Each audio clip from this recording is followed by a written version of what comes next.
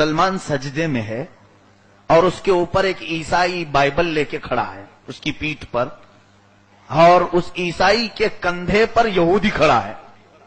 तो लोग देख करके मजाक उड़ाते हुए जा रहे थे। मुसलमान सजदे में है, ईसाई उसकी पीठ पर खड़ा है और यहूदी उसके कंधे पर है। ये बताना चाह रहे थे लोग कि यहूदी सबसे आला है, ईसाइयों के भी कंधे पर हैं, और ईसाई मुसलमान के पीठ पे है। मुसलमान तो देखो जमीन पर गिरा हुआ है, जमीन पर गिरा हुआ है।